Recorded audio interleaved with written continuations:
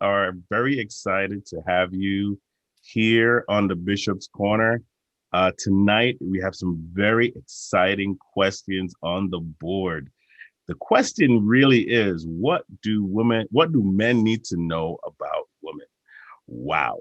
And that's a big question because all of us guys out there that are watching, that's a question we all ask. But before we get started, we're going to motivate you on going out there to vote. There's a lot of all the different states have different procedures now on voting. And so we're just going to share some quick information with you before you go out. So please pay attention as we play this video.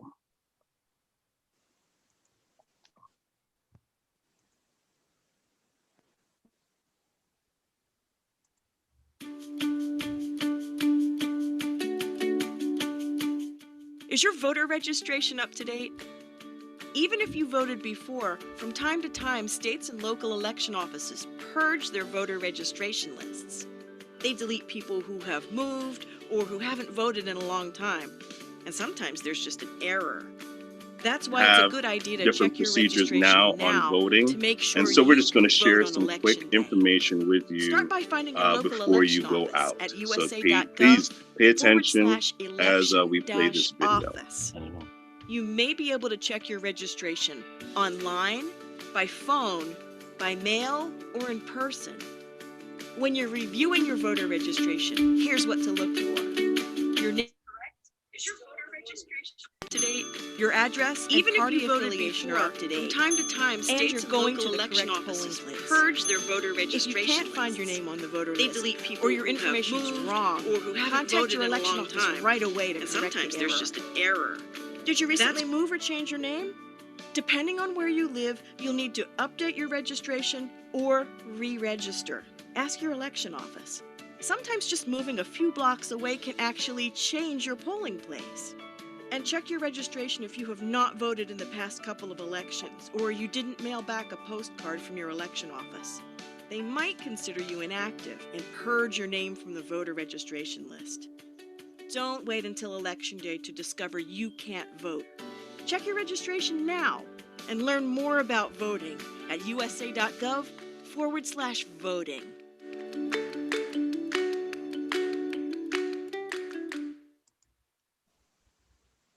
All right, so make sure that you are correctly registered and you're in the system so that when November 3rd comes, you can vote.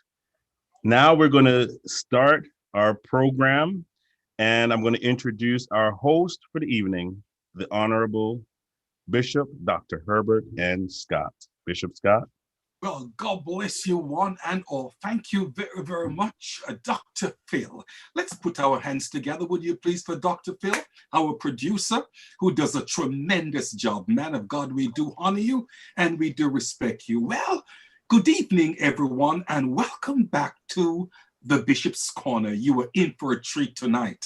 My name is Bishop Dr. Herbert N. Scott, the Chief Prelate of the Liberty Hall Cathedral of Praise right here in the heart of Brooklyn.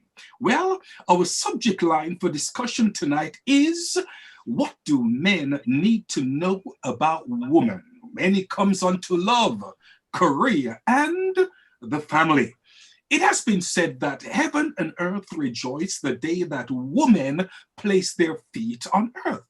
It's also been said that money can buy a good dog, but it's going to take love to make that dog wag his tail. Well, we're hoping tonight that the panel of cherubs will indeed cause us men to wag our tails. I am looking forward to it tonight. Would like to welcome at this time the audience that are weighing in, and also our illustrious panel that we have tonight. We want to thank God for the Right Reverend Dr. Heather Francis that is with us. Can we put our hands together, make her feel welcome? Woman of God, thank you very much. Then we want to thank God for my little brother, Apostle Lucian Roas. My God, we thank God for the man of God all the way from up north. My son from England, Bishop Neville Wollaston, is with us tonight. Oh, and then we want to thank God for a young man that we all love and respect, Pastor Richard McKenzie Jr. He's also from Brooklyn, and you know that good things come from Brooklyn. Well, sitting beside Dr. Heather Francis, we have a beautiful young lady by the name of Gabby, and Gabby makes Dr. Francis look so beautiful. Gabby, thank you very, very much for weighing in. Then we have a lovely young lady all the way from Connecticut. She's a part of the ministry where Bishop Neville Wollaston is the man of God, the overseer, and that's none other but Kadisha Simpson. Woman of God, thank you very much for coming on. God bless you, and please maintain that beautiful smile. Last but not least, ladies and gentlemen, my daughter. She's the best of the best, Dr. Giselle Philly. Come on, put your hands together for my little girl, all the way from Brooklyn, and you know that good things come from Brooklyn. Well, my God, let's talk about it tonight. Let's talk about it. The question for our consideration that the ladies will explain to us tonight is, what do men need to know about women? Well, some weeks ago, we were told that women really don't want much. They just want the alpha and the omega and everything in between. So, Dr. Heather Francis, would you please come, woman of God, and tell us, what is it that we men need to know about you all?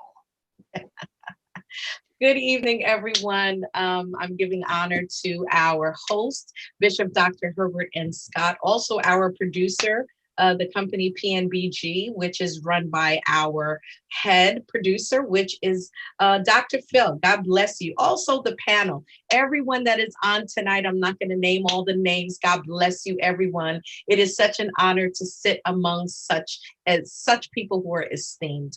What do men need to know about women? We talked about it yesterday when it comes to family, career, and love. I believe that the question itself is very subjective, because based on the generation that you ask this question, you're going to get a varied answer. If you ask the younger generation, their answer is going to be different based on someone who's like me, who's a bit older. And then there's a factor in there that may change the whole thing and put a boomerang in it based on experience. Based on where I am right now in my life, I'm going to answer it from my perspective. What do men need to know about women? Well, when it comes to love, I would say that a woman wants a man who can satisfy every area of the love circle. What does that involve? It involves the philia, which is the friendship.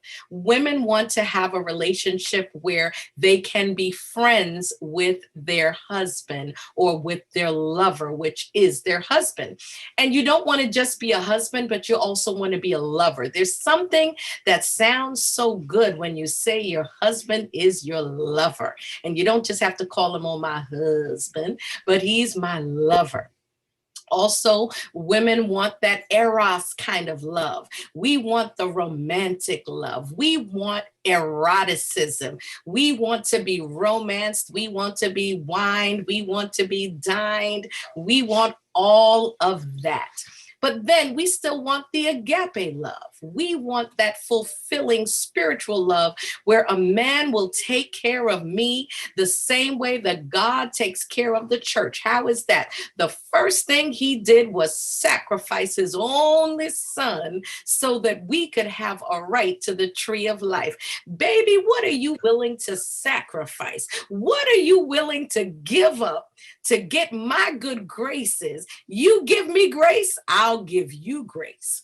When it comes to career, well, now based on experience, based on what women have to work hard for, depending on the woman you ask, women want to feel valued because now we have to earn a seat at the table when it comes to leadership. Now we have to make sure that we cross our T's, we dot our I's, which means we acquire the degrees, we acquire the education that now allows us to sit at the table with men of a certain status. stature. So we want to feel valued. We want to feel appreciated. Also, when it comes to the family, now that women have to rise to the occasion and earn a living, also, we want to feel that we have a mate that will work with us. And we don't want the defined gender roles, but we want gender roles that can be cross-learned, meaning that if I can't cook tonight, baby, you should be able to get naked, put your little apron on, and cook me dinner. And when we're done, I'll cook you dinner my way. Amen. Hey to the man. Heather Hallelujah. Francis, a question. Do you think men really understand? Do you think we really understand? Or do you think we're just pretending? No, but you know what? Here's the thing, Bishop. Marriage is, when I'm talking marriage now, because I'm talking either prospective marriage or marriage, because I'm speaking from a Christian perspective. So I believe that marriage is an institution where, and in an institution, there are levels of learning. And so as you come together with your mate, you may get married and be at first grade. But at some point, I expect you to matriculate. I expect you to reach middle school. I expect you to go to high school. And at some point, when we get to university, I expect to see lights, fire, and action. I hear you, woman of God. Well said indeed. Okay, Kadisha, please weigh in on the same question. Good night, everyone. Good night to our esteemed panel. Good night to our visitors listening in. And yes, most definitely, what do we women want you men to know about love, career, and family? First of all, I think Lady Heather Francis summed it all up. So awesome points with sharing the 3 stages of love. Definitely for me personally, I want unconditional love. I want my husband to love me just as he loves his mother, his sister, and just as he would love his daughter. So I'm looking for that unconditional love. And what does the word remind us? Love covers a multitude of sin. While we're loving on each other, I want us to be able to share our individual career goals. What are my dreams and my aspirations? What are your dreams and aspirations? How can we tie it all in together and work together so our family can grow? How are we preparing for the future for our children? How are we investing? How are we growing, not only on a material basis, but on a spiritual base, on so many different levels? We need to connect. On it with our career. Are you planning to go back to school? Is it okay if you work night while I do the day shift? Can we take turn with taking care of the kids? It's just being flexible to intertwine those roles. The woman of God just said, if I can't make dinner tonight, is it okay if you go into the kitchen? If I can't pick up the groceries, is it okay if you go grocery shopping?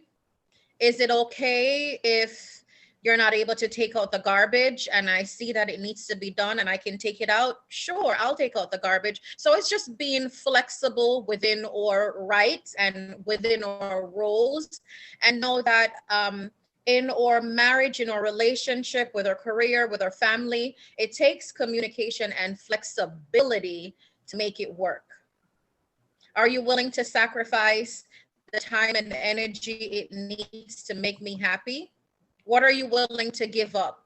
Are you willing to hold off while you push me to finish my doctorate? Are you willing to work 2 jobs while I stay in school? What are you willing to give up for me as my husband, as the head of the household, while you allow me to grow, which in turn allow us to grow our family? Are you saying that you'll want me to make you happy? Were you not happy before you met me?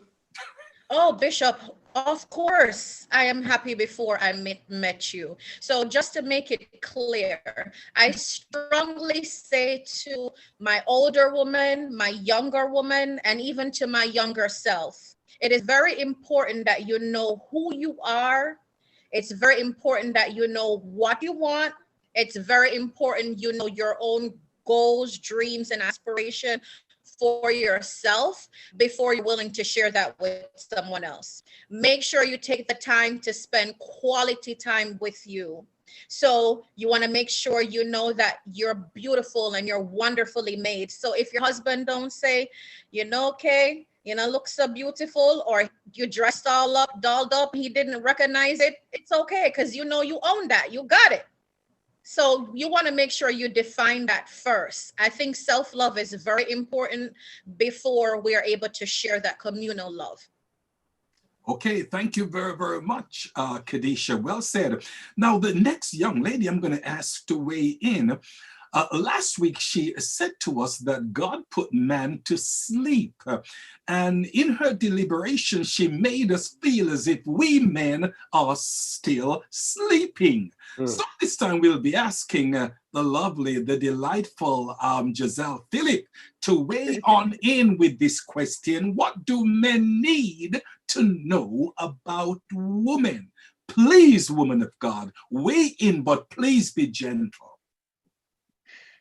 Good night to everyone, to my Bishop, Dr. Herbert Scott, our host, our esteemed panelists. God bless you. Thank you so much for having me once again. To our listening audience, God bless you. And I will start off by saying, awake, Zion, awake. Amen. Hallelujah. Glory to God. What do men need to know about women regarding love? Regarding love, we want that commitment. When you ask me to be your wife, then I need you to be committed to that love. Being committed to loving me, and like I said last week, loving my mind, my body, my spirit, loving my ideas. Also, just showing that love, making me feel appreciated at times, not just that, I'm just here to cook and clean and take care of the kids and supply your needs and make you feel but figuring out what is my love language and speaking it, figuring out what turns me on and working it, figuring out what takes me to my climax and making it happen. So just, and when I say loving my mind that I do have ideas, I do have thoughts, and allowing me to express it. And listening, because a lot of men, even though they might give you the opportunity to talk, but after a certain point, sometimes they shut you out and they're not even listening to what you're saying. And understanding, yes, we women, we talk a lot, we go into stuff and things, but giving us that opportunity to express ourselves, that's what we need. We need you to give us that opportunity to express ourselves.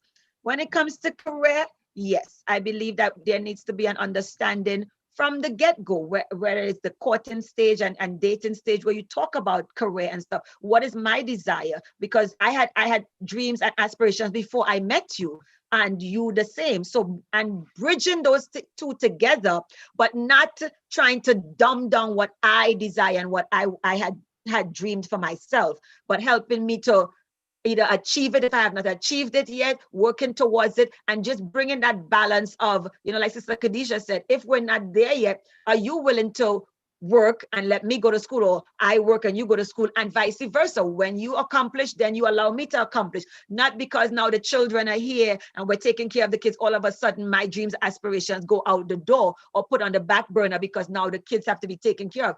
We need to understand that, okay, maybe when the kids get to a certain age, you go back, I get to go back to school, and we figure out how we're gonna manage and stuff. So career, I believe, just have to work together and communicate. When it comes to the family, I truly believe in the time that we're living in, that we need to work together. It's no longer, this is what the man do and this is what the woman do, because most households, both man and woman are out there working in the field. Both of them are working tediously, long hours and all of that. So if you're getting home before me, you could start dinner. If you get on before me, maybe I cook dinner and you give the kids a bath. Maybe, I give the kids a bath and you help them with their homework. You put them to bed tonight. I put them to bed, tomorrow. And because at the end of the day, you want to still have that energy for each other. But if one individual is doing everything, then you don't have the energy for each other because one person is burnt out. And you don't need that, because then there becomes frustration now with the parents or the husband and wife, because he's frustrated because she's burnt out, or she's frustrated because he's burnt out. Because let's be real, there's some men that are doing most of the stuff in the home. It's not just now women. So it's definitely working together with the family and just trusting each other. Trust.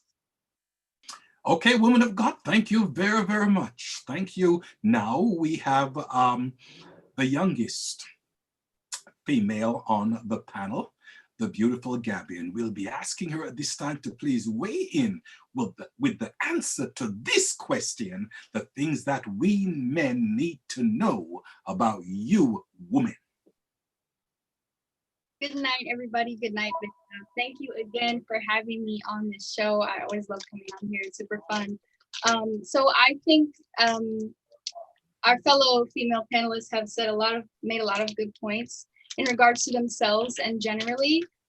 One other thing that I would like to add is just respect. I think that especially when it comes to a career nowadays, everybody is really, really focused on what they want to do and their future and their dreams and their goals. And a lot of this generation is entrepreneurs. A lot of us are really hustling for what we want. So I think just respecting each other's hustle, whatever that may be, is a big part of kind of compromising and making a relationship work. Like our sister Khadija said, can you compromise with, if I want to go to school right now and you have to work 2 jobs, is that okay with you? And vice versa.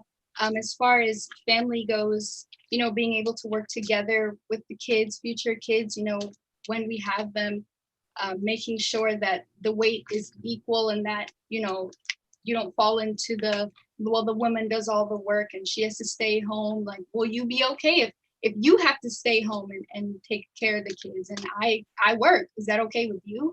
And not feeling threatened by the fact that maybe I make more money than you and we go through that period of time where I have to be the sole breadwinner and you have to stay home with the kids. Is that okay with you? That sort of thing. And as far as love, just being able to show it.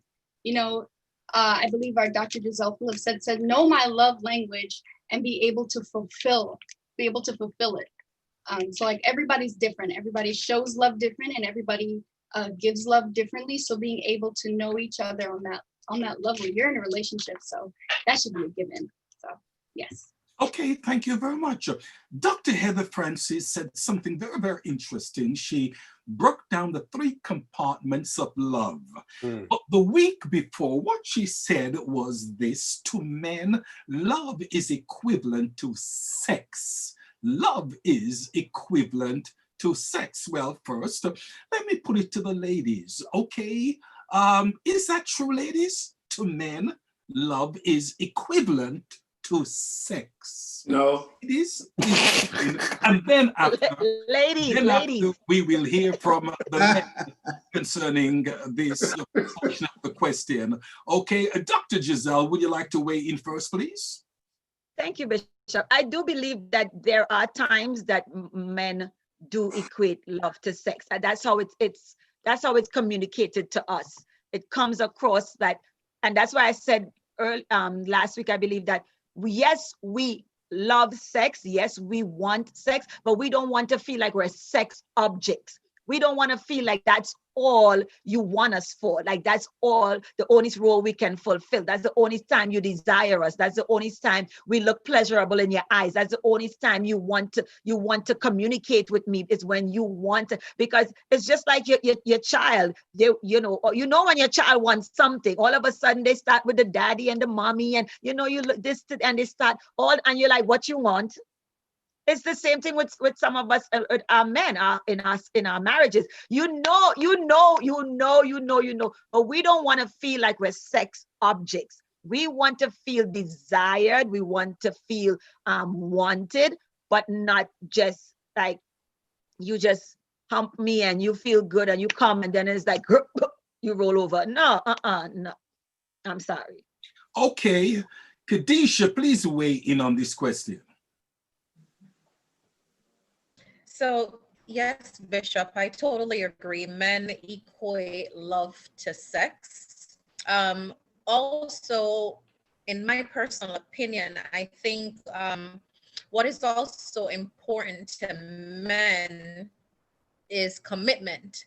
I feel like they'll have you as a wife, but at the same time, they entertain others. And when I say entertain others, I think it's just the way you guys are wired, where I'm not saying that you're cheating, because cheating is, let's see, the term cheating is, the word I'm looking for is,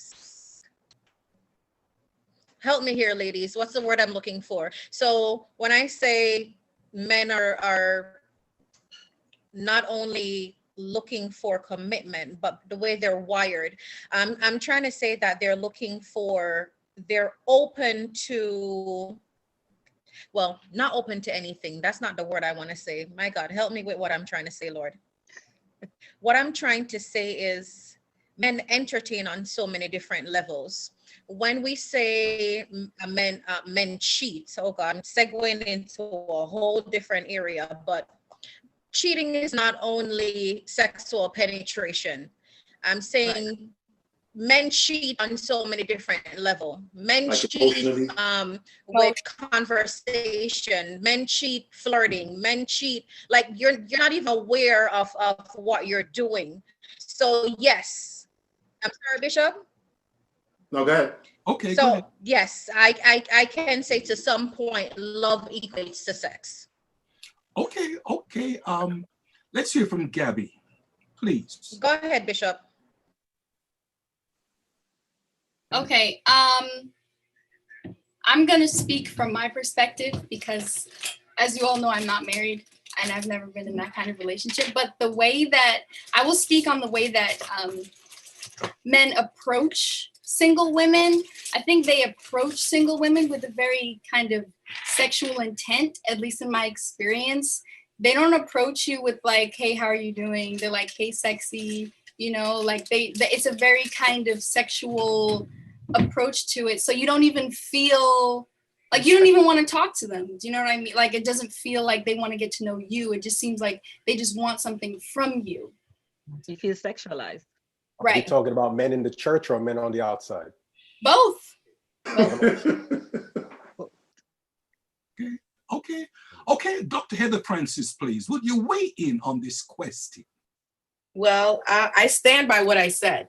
I do believe that, and I'm gonna chime in with where Sister Khadijah was going, that cheating comes on many levels, and sex for men. I don't think men realize how sexual you are. We do. You do? Yeah. But not you, because here's the thing. No. I don't think all men realize that, because there's a level of, I think I'm chiming in with Khadijah here, flirting. I want to call it flirting, because it can be conversational, like she said, it can be emotional, it can be people that you allow yourself to have a connection with, and that can violate and make a wife or your partner, your lover, feel intimidated because you have that connection with someone else. And Why so does it have to be perceived as flirting, though? You know that there are a lot of men who have more female friends than male friends. You know that, right? And vice versa. Does that mean we're all cheat with all these females? But not every man has the same intention, or not every man comes off the same way. The fact is, there are some that do come off that way. And put yourself on the other side. One of the things that I try to do when I speak to people, even in counseling, I try to put myself in their shoes and see how they may be perceiving something. And so we always have to keep in mind, how is that person feeling when someone is coming at them in a way that makes them feel like my daughter said, sexual, because that's not how all women want to be addressed. Mind you, there are some women, and I'm sure it's probably outside of the church, that may feel when a man goes, hey, sexy, you know, you looking really good in them jeans. Whereas to me, I'm offended by that. My daughter is offended by that because you know, because of who we are, we feel offended. Some women like to be objectified. Let's keep it real. Some women like to be objectified, but not all women like that. So I think someone typed it in the chat that you have to get to know someone. You really do have to get to know them, but how you approach them kind of sets the atmosphere from where you go from that point. And I do believe in relationships, there are some men, now let's keep this in mind. I'm going to go back to what Bishop Wollaston always says. Bishop Wollaston always says, go back to the model that we were given. Now, if you see your mother and father or grandmother and grandfather say that they love each other, but then when they say they love each other, kiss each other, they go straight to the bedroom, you're equating love with sex. So if I love my wife, from the male perspective, there's always an intention there to get something. Whereas if you see a different type of love demonstrated, and let's keep it real, old school guys did not wine and dine. Not everyone does that. I'm not saying it across as a blanket statement, but old school, normally it's just you're a provider. And most men think that if I provide for you, if I put a roof over your head, if I put food on the table, that should be enough for you to give me anything that I want. And that equates love to sex. Now I'm saying things without saying things here. Otherwise, there's a different perspective. The new woman or the modern woman does not necessarily need you to provide, you know, the house and provide the car and provide the groceries. They want the romance. And romance doesn't necessarily mean you have to buy me flowers. You have to, you know, take me to dinner. There are different ways. There's love notes. There's different ways to tell a woman that you love her. Just being her friend and being a companion and being there for her, being understanding, being compassionate. So there's so many levels to love that, you know, but does the man really understand that? Have men experienced that? Do they know about those levels of love that lead to sex? Not necessarily sex, but it makes a woman feel so cared for, you know, and so you're so tender with her and you've done so many other considerate things that now set the atmosphere for it to be easy to reach to that level. So it's a process. Okay, thank you very much, woman of God. Okay, the question that we started with is this. What do men need to know about women? And it was Dr. Heather that had stated last week that to men, love is equivalent to sex. And she's asking the question, do men really know? Well, the men on the panel, let me ask the men. Men, do you really understand how a woman thinks? Talk to me. Is love equated to sex? Men, please help me. Bishop Neville Williston, please. Bishop, go ahead, man. Please. Bishop Scott, Bishop. Yes. I'm just wondering if my female counterparts are living in a bubble like the NBA. I'm for real right now. You know, I'm sitting here listening. I'm hoping to hear things like, I want my husband to know that we can learn together. I want my husband and I to know that together we can accomplish together. Maybe one time out of this conversation, I heard the word together. I hear things like, you know, I hear a lot of, I want him to make me feel. I want him to make me blank, blank, blank. And I'm saying, come on now, can the brother get a break here? My God. No, I do understand that we don't necessarily have to provide the roof over our heads and you know, they own everything now. They own the farm, the pig, the goat, the curry, the whole nine. I mean, what's a brother supposed to do? You understand? So I said it last time, and I say it again. I do agree that today it's very difficult for a man to know what his role is. And I'm not talking about taking out the trash and cutting the grass. Because again, Dr. Heather just mentioned the old school, our grandparents' parents. Primarily what dad did was provide and protect. The role was clear.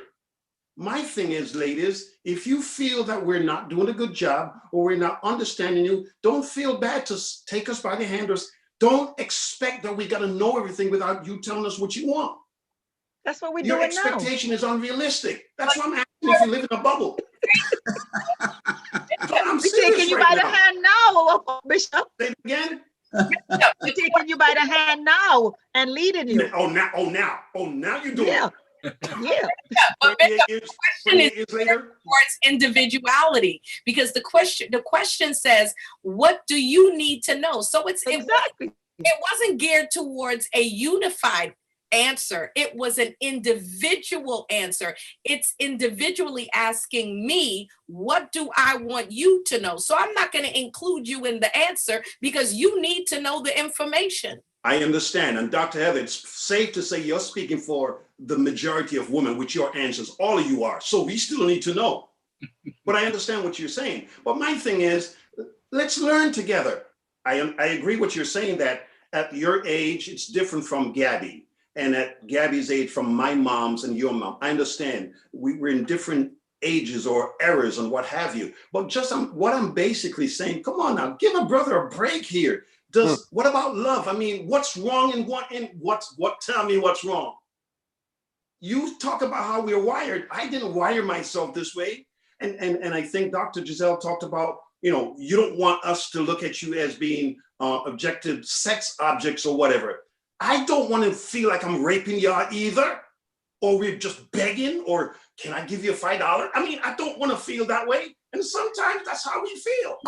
Because either your head hurting, you're tired, the baby's up, I got to get up at 5. What's a brother supposed to do? Talk to me. What am I doing? Take 3 cold showers and go to bed?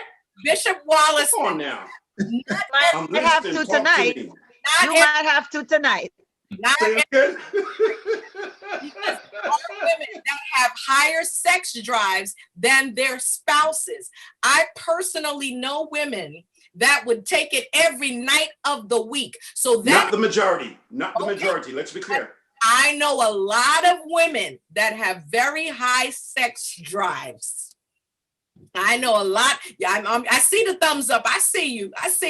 There are a lot of women who have very high sex drives, and they don't have a problem with taking care of their husband anytime, any place, whether it be the washing machine, the dining room, the playroom when the kids gone to school. Listen, they don't have a problem with it. So the few or the ones that do have a problem, go see the doctor, get you some hormones, whatever. You mean the other 98%?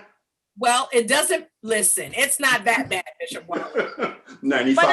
But the thing is though, Bishop, you're saying that, sometimes the baby get it, and stuff. If it is okay, what did you get? Will you say, all right, baby, you lie down, I'll take care of the baby and come back and take care of business? She has to get up, she has to nurse the baby, she has to put the baby back to sleep. She's Dr. Doing Heather, all of it and then still coming back to you. I'm just asking you what a brother supposed to do. Just work tell me what together, I'm supposed to do. Work together. Do I turn the tap off? Do I turn the tap off? Do I just turn it off? What am I supposed to do? Shut it off? It don't work like that.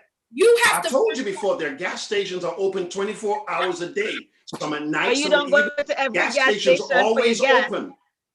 Listen, if you keep a woman happy, a woman will keep you happy. And if the communication is wrong, if there's something wrong in there somewhere where you're not saying what you need, because listen, didn't I said it nicely before, but let me say it again. Let me put it in layman's terms. Say it slowly so we can get it. Let me break it down for you. Marriage is an institution. If you have to learn how to turn me on, then go to class and learn. If I have to learn how to fulfill your needs, then I need to check in with the teacher or the professor and learn how to take care of you. It is an institution, and we both on both sides have to understand that we need to get the work done. Otherwise, you will not pass go and you will not collect. And then we go Amen. find another gas station to go fill up. Are you okay with that? No, that's Oh, why you thanks. go That's back. all. I'm not saying that we should do that. I'm just trying to say. It is a Only if you've seen a casket and a graveyard that you already signed your name to, you could go ahead. What you mean? What you mean? I don't mean Your that. wife gonna kill you. That sounds like a threat. Listen. Okay, let's take it down a little.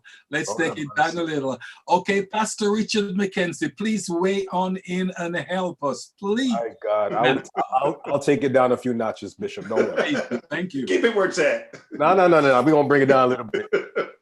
First and foremost, to go back to the cheating aspect that the ladies were trying to explain, I do agree that cheating doesn't just have to be sexual. There's other ways that you can cheat in a relationship. Number one, you can cheat financially, because some of y'all have accounts that we don't know about. Hello. All right. You can cheat with your time. You can cheat with your energy. There's different forms of cheating in relationships. So let's just put that out there. Anyway, so the question is, does love equate to sex for men, right? That's the question, right? Yes. All right. Let's be honest. Men, sex is important, isn't it? Yes. Sex is absolutely important. But since the ladies are telling us what we need to know, we're going to flip the script a little bit and tell y'all what y'all need to know. Yeah. You got a minute. I got a minute. I know it ain't gonna take it. I got this. Don't worry. Sex, although sex is important, love for us is not just sex. How about appreciation? How about celebration? How about you just honor us and value us? That's love for us too. It might not be as important as the as the other thing that I mentioned, but we love to be appreciated. We love to be celebrated. We love to be honored. We love to be valued. Listen, I don't care how scrawny I may look or how big my belly is. You come in and you tell me how handsome I am. You tell me how strong I look. Listen, there are things that will turn us on too. And for Dr. Heather, listen to me. I know what you want. You ain't getting us to wear no apron and no kitchen frying chicken. I'm telling you that right now. I am not going to show up in my kitchen, amen, with no clothes on and just an apron frying chicken. Listen, there's other ways that we can come together and turn each other on, all right? There's other ways that we can do this. So ladies, as much as you tell me, explore. Explore what? Can you make I'm not Dora. What I got to explore for? I'm not Dora. All right. So, Pastor Richard? Yes. Can you make an ice cream sundae with a cherry on the top? Lord have mercy. Bishop, back over to you, sir. And now I'm going to say this. Okay, I'm going to ask at this time our apostle, please weigh in. Madam, would you please? Well, certainly, I want to say good night to each and every one. It's certainly a joy and a pleasure to be on the Bishop's Corner. Apostle Ross, come on, man. Tell them the truth. Get to the meat. Well, I'm going to appreciate this this group. I got a genuine love for the brothers. You're muted, Apostle.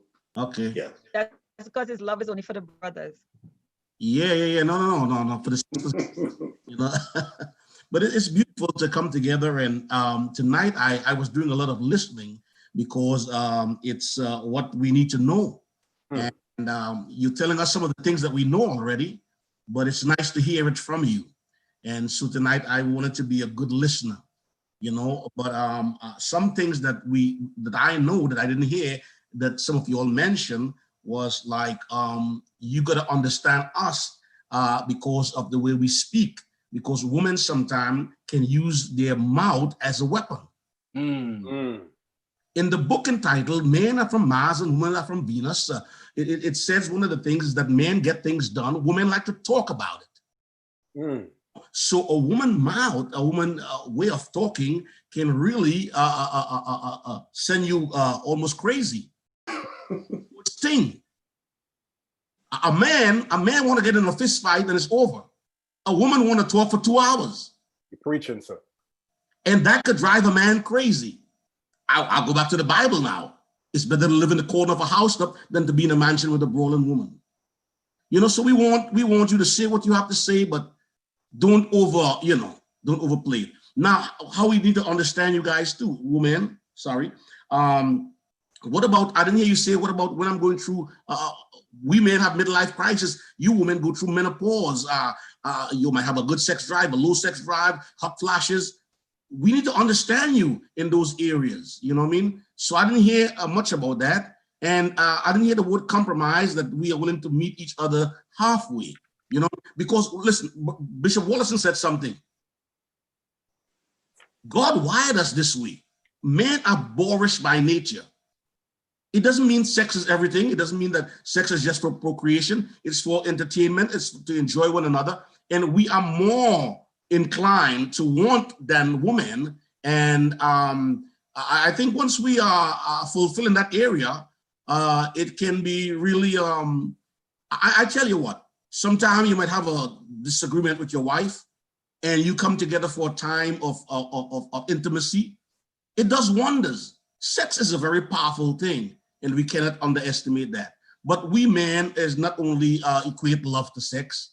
You know, we like to treat our women nice, make them feel like they're the queen of the palace, Yes, sir. and so forth and so on. So yeah, I mean, I listened tonight, and yeah, I would like to make you guys happy. You know, I like to make my wife happy. You know, so I hear you. As Bishop Scott say, I feel you. Thank you. Thank you, man of God. Hear me, and hear me good. Okay, the first question we asked was, what do men need to know about women? Now, let me ask the ladies this question. Are there anything, ladies, that you don't want the men to know? Oh. Are there anything that you women don't want us men to know?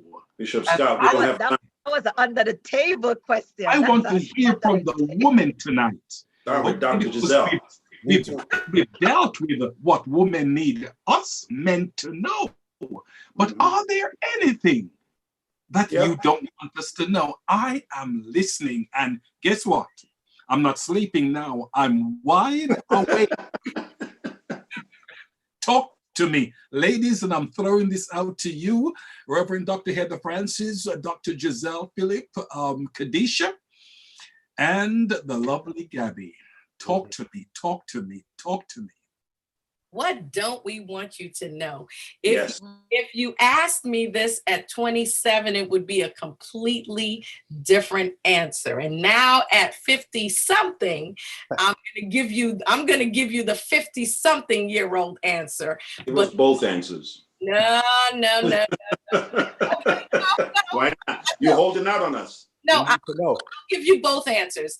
The 27-year-old me that was courting to be married would have said, what don't you want to know about me? Nothing. Because I was a completely open book, and I think I was a little bit too honest. And sometimes honesty can be seen as a weakness, and you can be taken advantage of, unfortunately.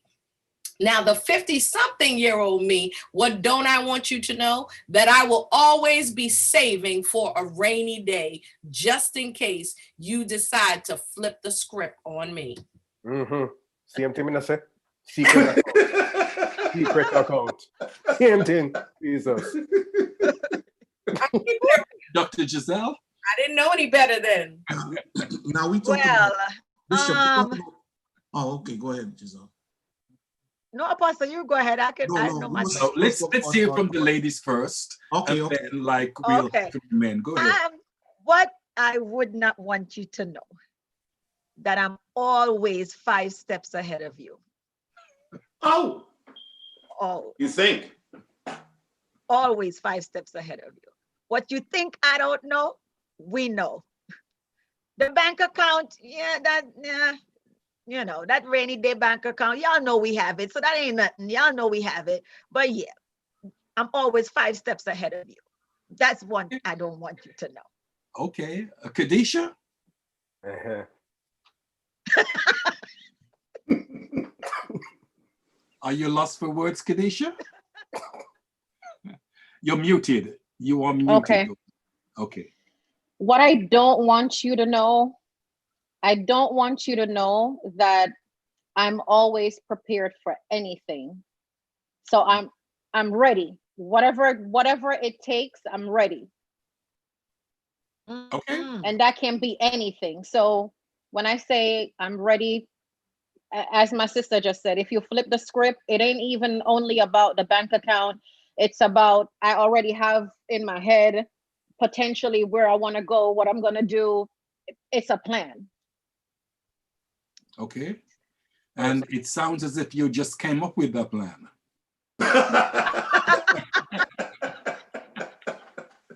Okay, Gabby, please tell us. I don't want it to sound mean, but what I would say is a little harsh. What I would say is, I think every woman sort of feels this way based on each answer, but they're kind of just like not hitting it on the head. Basically, like, we don't want you to know that we don't need you, basically. Ooh, shots fired. Ooh. Ooh. Shut we can take it. Shut up.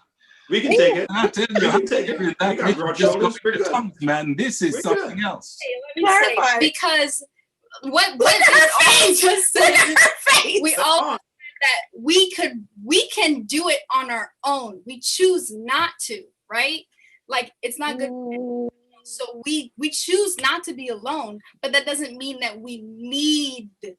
If that makes sense. Does that make sense? Yeah, it makes a whole lot of sense. So my question is it okay then that we can have side chicks? No, that doesn't have anything to do with what I just said. I'm just asking. Y'all say you don't need us. No, but if I'm in a relationship, but if I'm in a relationship with you, I'm choosing to be with you. That doesn't give you the right to choose not to be with The you. way how y'all ladies just answer this question, y'all should all have prenups.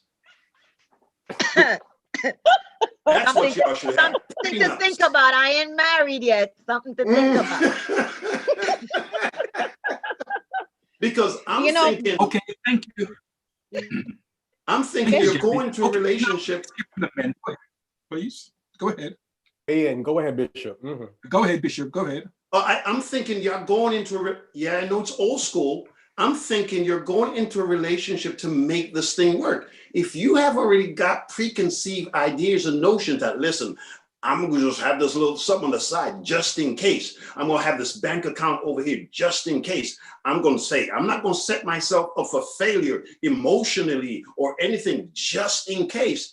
I mean, then why are you going to work on this thing? Just have a prenup. You might as well. But most women having a side account is usually backup in case anything happens in the family. So if the mortgage falls behind, she'd be like, I got it. We good. We good.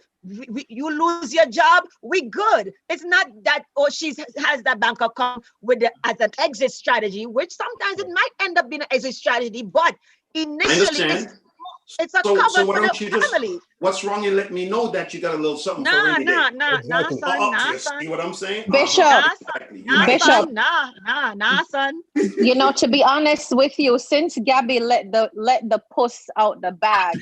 Only because she's the only honest one. No, she didn't let the puss all out the bag. All right. So since Gabby one. let the puss out the bag, she's the Bishop, only honest one. Let's keep it real. Since we already acknowledge that we're saying that women don't potentially need men, remember, Bishop, there's a notion that says man sell a shop. Okay. All right, and with the Duracell battery, it keeps on going and going and going and going, and it doesn't stop. Thus, I asked the question. Is it okay then? Will you? I'm not saying me personally. Will you frown on a side chick since you got Duracell and everybody else who sell? Are you good with that? Because I know you're not. Okay, but Bishop, let me throw a monkey wrench in here. Stay on. Let me throw a monkey wrench, and I want you to. I want Bishop Wollaston to respond. Go ahead. How do you then respond to someone like me, who was very honest initially going into a marriage, who put everything on the table, including every dime I owned, and ended up marrying someone who I ended up not just penniless, but homeless? Okay, of course, that don't happen all the time. I'm not belittling that. It happens. I want you to respond to me because I ended up losing everything. So what do you say to me? And I ended up with nothing. Okay, if you were my daughter or my sister, the first sign or the first red flag that I see or you communicate with me that's happening, I'm saying get out of there. But no, but we're talking about, can we talk church? Can we keep it real? You not get married in the church and start telling your business that you're church people. What? Come on, somebody. Let's keep it real. It was embarrassing. You, first of all, you don't humiliate yourself by telling missionary cornbread, because by the time missionary cornbread have my information, totally agree. It reached to evangelist walkabout. It reached to deacon tell everybody, and you are completely destroyed.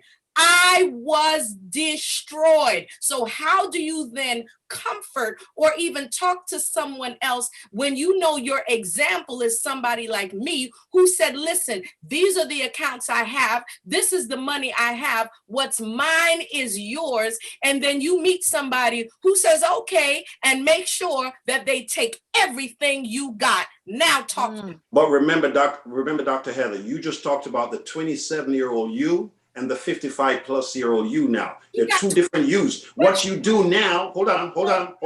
What you do now, you'd not do, or what you did at 27, you'd not do now. Experience is a good teacher. It's not the best teacher. That's why you have the account. But you're knocking the women who now are learning from me, who was too honest and gave everything to the man. Now the younger ones are learning, you don't give everything. You make sure that you have something to the side, because if you meet a blowjo like I did, what are you walking away with when you meet somebody like, you can't go to church, you can't go tell bishop, because somebody go and tell somebody who tells somebody and tell somebody. I totally understand, but are you saying that this is the way we should teach our daughters now? Just because, hold on. Prepare just in case he walk out on you? Is that what we should be teaching our daughters now? Because if we're going to do that. No, this is what I'm saying. Let my daughter answer. No, I understand what you're saying. Go ahead. I don't think the goal is to prepare for the worst. I think it's to hope for the best, but it's always to how do I? You hope for the best, but prepare for the worst. Well, yes, but I think if you always have the doubt, then you're never going to fully be able to commit to a relationship or like put yourself fully into it. So I don't think that that's the goal. I think that you go into it having what you have and being confident in knowing that you bring something to the table. I have what I have, right? And you do the same as well. But we're not looking to to look for somebody to complete us. We have to be complete on our own. Mm-hmm. So I'm gonna have my money before I come into a relationship with you, and you know that what I have, not because I don't want to share it with you, but because it was mine before I came to be with you. So it's still mine. So what I choose to share with you is what I choose to share with you. Still have that's the unwritten prenup right there. But but I'm not gonna be like, oh, you know, I'm not committed. So no, it's just like, it's just my, I don't know, it's just mine. So Gabby, what if you come in with $100,000 and he comes in with only $10,000? What if you come with 100,000 and he only comes in with 10,000? What happens then? 100,000 is hers. I'm supposed to share my 100,000 just because I'm just asking you a question. Just want to know. Just want to know. Have access to 10,000 and she have. We're not speaking to you, Gabby. You come in with 100,000. You love this guy to death, but he just came off farm work. He saved 10 grand. I'm not. And you came with 100,000. Well, talk to me. this is okay. All right. I'm gonna give you a really real example. Okay, so Okay. I was in a relationship for 2 years. 2 years ago, right? I was in a relationship, and I was in college. I was working. I had money. He was not in college, working, did not have money. Okay. So he'd be like, oh, I want to get this. And I'd be like, all right, bet, I'll give you a little something here and there. My mom advised me not to do this, but you know what? I didn't listen. And I was doing it anyway because I loved him. Right. But then my money started to run out. Did the love run out too? Did the love run out? Yes. The love run out. The love run out when the money run out. No. It didn't. No, but my point is you can't eat love. Right. I can't go into a relationship expecting because I have money, I'm just supposed to just give it to you just because I totally agree. It's not fair. It's not fair. No, you're right. So and it's the same thing with the man. He shouldn't have to give all his money because it can be reversed. The woman comes in with 5,000, the man come in with 100,000. I'm not saying that you give all your money to the woman either. And it's all about trusting each other. This is why we have to be really careful with who we join ourselves together with, because it's all about trusting each other, because I'm believing what you're telling me and you're believing what I'm telling you, and we're coming together and to work this thing. It's trust on so many different levels. Well, it's obvious, Gabby, that you're definitely a smart person. And of course, your mother has a lot to do with that, with teaching and training, because to me, that's a deal breaker. That's definitely a deal breaker, because what you see is what you get. You call it red flags. Red flags don't mean go. And if you see so many red flags, it means stop, get out, don't keep going. Unfortunately, a lot of women see the red flag, but they keep going, and then they get burnt and burnt and burnt. Remember, a guy go into a relationship with his head, see what he can get out of it. A woman goes with her heart, and 9 times out of 10, her heart gets broken. She's never going and thinking with her head. She's going with her heart, butterflies, and all the rest of this nonsense, and she gets burnt. So yeah, kudos to you. That's because women fall in love with potential all the time. All the time. Potential to be broke for the rest of your life? You don't know that when we're in love and we're falling in love with potential, because yes, but Dr. Heather, like Gabby. No. The thing is, we fall in love with a dream that we have brought just conjured up in our own minds. We fall in love with a dream that we have, that we hope and pray that one day he will change. We see, listen, red flags never turn green. Red flags never turn green. And we see it through big billboards, and we still rushing because we believe that he'll become the man that I have in my mind. And it never happens. It never happens. I know Bishop Scott's going to take it back, but it's like, no knock to the women. It's like some women, they find their husbands outside and they talk about, oh, I'm going to get him saved. I'm going to bring him to church. Wherever you find him, if you find him in the club, that's where he's going to be. If you find him in the bar, that's where he's going to be. A woman must always find a man in the presence of God, because that's where Eve found Adam. Eve found Adam in the garden, in the presence of God. If you don't find your man, I know what you're going to tell me, all things being equal, I know what you're going to say, but I'm just speaking in general terms. I'm not saying he can't be a devil, but what I'm saying is you must find him in a certain place. Yes, Dr. Heather, you might find him in the presence of God with all the red flags, then run. Run. Don't wait for it to turn green. Don't wait for him to wash it out. You see red, we just heard a moment, red will not turn to green. In the presence, outside of the presence, wherever, if you see red flags, keep it moving. Amen. Okay, now hear me. We could go on all night. The first question we asked was, what do men need to know about women? And I asked the question, what is it that women really don't want men to know? They haven't told us yet. Okay, Apostle Roberts, would you like to weigh in, sir? And then Pastor Richard McKenzie, and then the next question. Men don't want us to know. Yes. There's a saying. There is a saying: once bitten, twice shy. All right. And when we have bad experiences, sometimes we live them out. Yes, we do. So because of the experience that Dr. Heather had, but it's not a one size fit all. She might have that experience, other people might have different experiences. So in the book of Job, it says that very thing that I have feared has come upon me.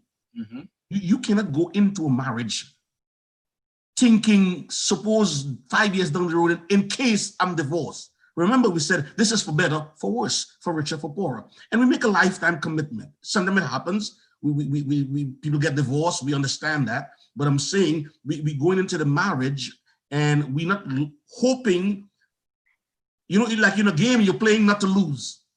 You know, so you're going into the marriage hoping that it works. But if we go in the back of our minds, hey, just in case, yeah, prepared, but we can't go just in case because we're not talking about unsaved marriage or in the world. We're talking about Christian marriages. Now, in today's world, Bishop Scott, it's different from years ago. My mother, for example, never worked in her life, not because she was lazy, but that was the culture back then. My father was the provider, and my mother did the housework, and that was not easy to raise 8 children. Listen, today I had my grandson with me. He's 3 years old, and I was home alone with him. I told my wife, not another day, I can't. He grabbing, he pulling, he pushing, he grab. Come here, don't do this. Don't remember, I'm 60. You don't have the grandkids no more. Stop it, put it down, don't put it in your mouth. Take it, stop, come here, come. Sit down. Oh, too much. So my mother raised 8 children, and in those days, like I said, there was no Chinese store down the block for pizza. We grew up in the islands. She cooked every day. So it's easy to say she was home. But in full-time job. I heard what Gabby was saying. Today, people not carrying nobody. You got to bring something to the table. Now, Bishop Wallison, you said if someone make 100,000 and the guy make 10,000. Now, when we talk about unequally yoked, we think about saved, unsaved. Is that unequally yoked? Yeah. And I'm not putting nobody down. I'm not despising their small beginning. You making 100,000, you have your PhD, and you took a guy from McDonald's.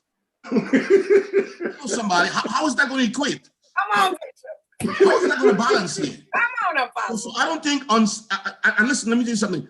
People today, listen, sex don't pay the bills. Love don't pay the bills. This is not the 60s and the 70s. What are you bringing to the table? Both men and women, different culture, different time, different era. Thank you. So I'm going to leave with this one. Is it okay for a woman or a man to keep a secret or tell their spouse everything? Good one. We talk about transparency. Yeah. And they say, don't hold back nothing. I'm not going to hold back nothing. We have trust. Should you, in terms of wisdom, should you tell her everything? Should she tell you everything? Different segment, that, Apostle. Okay, sorry. Oh, you don't want to talk about it now. Now it's a different segment. Now it's a different segment. We don't want to talk about that. It's a different segment now, huh? Why do we responding, Apostle Rojas? Come on, Apostle Rojas. Keep going. That is a No. I'm done. Question, man of God. And I think we should definitely utilize that question on another program. Okay, Pastor Richard McKenzie, please weigh in on this, would you, man of God? All right, I'm going to be civil again. Bring it down a notch. Now, let's talk about the $100,000 and the $10,000, because money is something that we have to actually look at in its entirety, because $100,000 without common sense is not as valuable as $10,000 with a plan. Because Amen. You can blow through that $100,000 like this, while that young man that y'all despising with $10,000 in a plan can supersede you in a split second. So don't just be turned off by that. So we have to this is why it is important before we run into a marriage or run into a relationship that we really do counseling, we really get to know each other, because somebody could have $100,000 and they could have just got it from their mama, their rich parent. That don't mean that they're responsible with it. So that doesn't mean anything. Next thing, Gabby, what did you say? We are choosing to be with you, but you can't choose to be with us. Is that what you said? Or am I misquoting you? No. You misquote. This is why I'm asking. I don't want to bring fake news to the table. All right. So whatever you said, to God be the glory. But this escape plan that you all have hatched Because that's exactly what. No. Stop it now. Yep. You had your chance. You had your chance. This escape plan. Yeah. Mute her. Phil, mute. This escape plan that y'all have hatched. Because listen, I have no problem with you having yours, but tell me about it. You know what I mean? Yeah. I don't need to put my name on it. I don't need to be a part of it. That's fine. I'm talking about that secret account in Bora Bora that nobody knows about. That's what I'm talking about. So let's talk about this escape plan that y'all have. The one thing that you have to that worries me about this just in case plan is that it may make you run at the sign of any little disagreement. Look what happened. You better not play with me. Don't he know that I got that secret account? If he talk to me one more time like that, I'm out of here. Listen, I'm okay with y'all having y'all little something on the side. But if you're gonna have a just in case plan, and as soon as a little disagreement arises in the relationship, you out because, as y'all say, I don't need you. Remember y'all said that? Gaddy. Misquote. No, that ain't no misquote. I don't need you. Then we have problems. Because then, what are we getting married for? What's the purpose? True. What's the purpose? If you have an escape plan and you're ready to go at the side of any little disagreement, then what are we getting married for? To lose everything like me. No, I'm not talking about that. Stop talking. Cut it out. Mama, hush. I'm not talking about that, man. Like I said, if you have a little something on the side, that's one thing. That's a little something on the side. But the escape plan is what I'm concerned about. I don't have an escape plan. I don't have one. It wasn't meant that way. It wasn't meant that way. I was just saying that the example was given with the 10,000 and the 100,000. If I have 100,000 and I'm a saver, okay, so that's staying in my savings account. All right. I don't want it to seem like if I come into the relationship with $100,000 and you come in with 10, that it's expected that because I have $100,000, we all of a sudden have to share that. It's not fair. That's mine, right? I hear you loud and clear. $100,000. I hear you loud and clear. We feel you. Things it's okay. Things certainly have taken a turn for the difference. New generation and compared to the old generation. Apostle, say it quickly and then we'll go to the next question. I was saying, I commend the woman in a sense. I'm going to take a different approach for saving or having an account that we don't know about. Because sometimes it got some good women, man. They know how to save. And man, when we turn around and there's nothing and the car's broke or the boiler's broke, she could go in a drawer and pull something out and say, honey, you didn't know about this, but I got this. That's what I said. That's a good woman. My mother used to do that. Also, Ross, man, we're going to talk after this program. That's what I said. It's not an. That's what I said. It's not. But that's what I said. It's not an escape plan. But sometimes we have that, and like let's say we can't pay the mortgage, and I could be like, babe, we got it. It's not that I got it, but we got it. The mortgage is covered for 3 months, or we can buy grocery. Don't worry, we can go on that vacation. It's not necessarily an escape plan. You guys are kind of taking it the wrong way. It's not an escape plan. Most women, it's not an escape plan, but some it is. I'm sorry. Hallelujah. Thank you, But Jesus. not everybody has the same intention. Not everyone has the same. Exactly. And that needs to be said, because I don't want the men to be so defensive to think that all women are like that. If anyone ever saw the movie Jumping the Broom, the husband and the wife were very, very wealthy, and the husband was the one who worked and made all the money. But the wife also thought that he had taken he thought that they had all their money. He thought he had lost everything. He thought he lost everything. And he said, baby, we're going to lose the house. We're going to lose this wonderful life. Just enjoy our daughter's wedding because that's the last of our savings. And she went to him and she said, baby, I love you. She said, we did not lose everything. She said, when we got married, I made sure I put some money away for a rainy day, and they were able to recoup and stay on their feet together because she had money saved on the side that she didn't tell him about because he was into brokerage business. He was, And he was always investing. And he invested until there was nothing left for him to invest. And if it wasn't for her, they would have lost their life and their way of living. So it's not for a bad intention. It's so that it's there. God forbid anything happens. At least you know you have a woman that will save some money. Come on, man. Beautiful. Hello. As long as good intentions is behind it.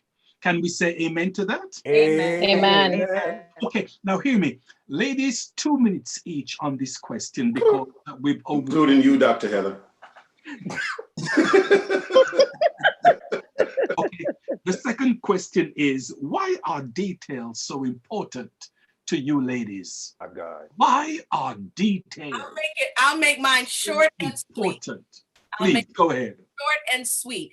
If it is task driven, if I've requested you to do something and I just expect it to get done, I'm different. I don't need to know all the details. However, if it is something that needed to get done by a certain timeline and it did not get done, then I may want to know what were the events that led up to you not being able to do what you're supposed to do. Otherwise, I just want to know that it is done and that's it. I don't need to know details. That's just me. Okay, Dr. Giselle. I would say I'm not much of a detail-oriented person, but details do help you in your decision making about a particular situation or incident, or just even to, it helps guide your decision, because if I have every detail, then my decision is I am better at making a decision. Whereas if things are left out, it's kind of sketchy. You really kind of left hanging in the balance. I would say details help us women with decision making. Okay, details help us women in decision making. Okay, Kadisha, please. Detail helps us to know where we're going. So it's a guide. It's like the blueprint for building a building. It helps you to know where to go, what to do, what not to do. So I like to know the details. I'd like to know what I'm getting into. Okay. Okay, Gabby, please. Yes, I think that women in general tend to be overthinkers. That's just in our nature. I think generally, I'll speak You're right. That, Amen. So when it comes to certain things, when we don't get the answer that we want or it isn't clear, there's all these questions in our head. So then we're asking, well, why did that happen? And I think when we get all the details all at once, it saves us that extra overthinking that we tend to do. Men, are women really detail-oriented? Apostle Roas, please. Well, Bishop, the same way we said that men are sexually driven and that's the way they're wired, I think women are wired that way. Don't defend them. To learn, to get into the details. Of course, like it says, men are from Mars, women are from Venus. They like the details. A woman was arguing for 2 hours. Hello? Yeah, we're hearing You're you. there. We can hear you. We're hearing you. We can hear you. Saying something? No, go ahead. No, we can hear you. I almost lost my train of thought. A woman will argue for 2 hours. Yes. A woman will argue for 2 hours, and a man will want to fight in 5 minutes. So women are more talkative, if I may use the term. Again, statistically, they speak 3 times more than the average man per day. So they like details. We like, how was your day? My day was good. I'm done. Well, tell me what happened from the time you leave the house to what happened. We don't like to. We like to, just get to the point where a woman, generally speaking, she's more detail oriented. Amen. Okay, Bishop Neville Williston, sir, tell us. I think it's a matter of trust, or should I say distrust. That's just my opinion. They want details for what? So you can check timelines and how this, for what reason? If I told you the car is fixed, how did you fix it? What did you do to fix it? When did you? It's fixed. What was wrong with it? What does it matter? It's fixed. Your car is now running. What was wrong with it? What part did you buy? How much did you pay for it? Where did you get it? How long? It's fixed. We are fixers. We just want to get it done. End the story. Ooh. Thank you, man of God. Okay, Pastor Richard McKenzie, please. The answer is yes. Yes, they're more detail oriented than we are. My wife is on. She'll tell you, listen, I'll come in from work. How was your day? It was all right. What'd you do? Stuff. That's it. But she'll talk. I know I'm gonna hear it when I go, but she'll talk about the phone calls that she had, how this one was this and this one was disrespectful. And I'm like, But for me, honestly, I come home. How was your day? Good. What'd you do? Stuff. I'm home. Love you. Mwah. That's it. Okay, last question. Ladies, you've got 1 minute to answer this question. If something happens to me and I cannot perform sexually, would you cheat? Something happens to me, I cannot perform sexually. Would you cheat? Dr. Heather. No, I would not cheat because there is more than one way to skin a cat.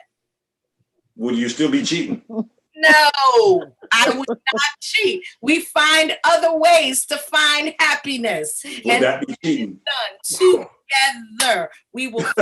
Oh, okay, just want to make clear. Just want to be clear. Got you. We will find a way together. I like that word, together. Way, Bishop Wallace. Dr. Giselle, please. No, I would not cheat if something should happen to my husband and he can't perform sexually. No, I would not cheat.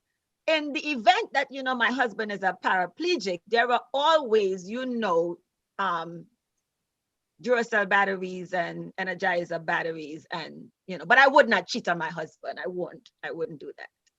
No. Okay. The lovely Kadisha, please weigh in on this question.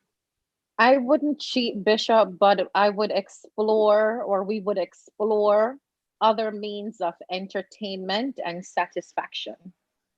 Okay, thank you much. Last but not least, Gabby.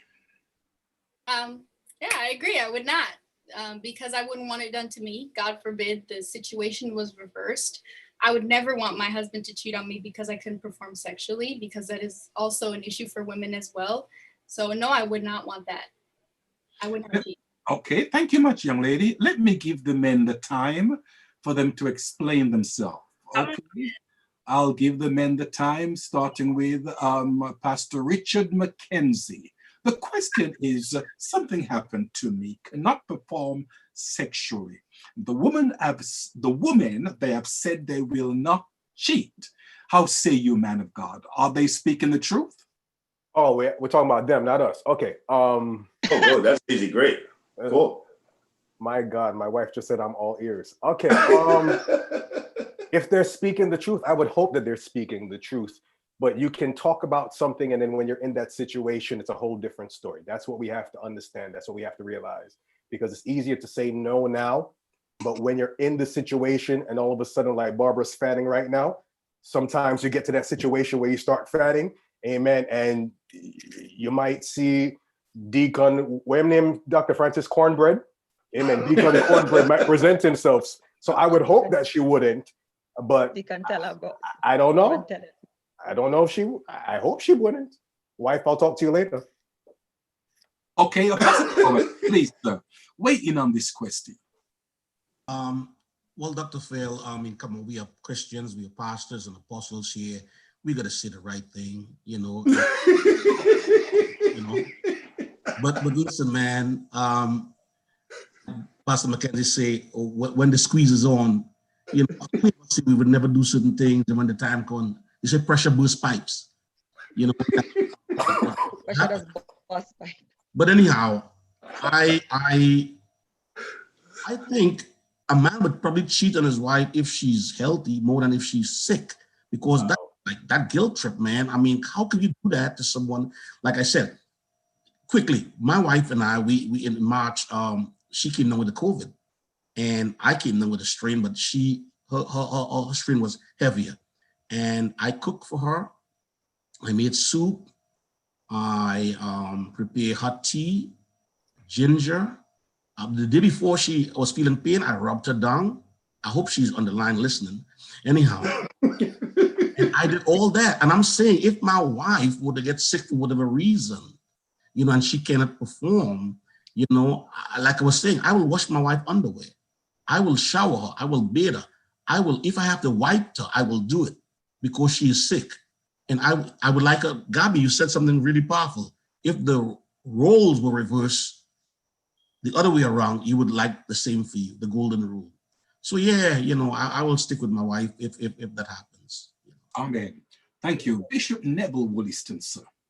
Bishop, this is not a hard question for these women. Every single woman on the panel, every single woman on the line gonna say, yeah, you know why? Sex is not a big deal for them. They'd rather wash clothes and do laundry than do sex. What kind of problem? Well, come on now.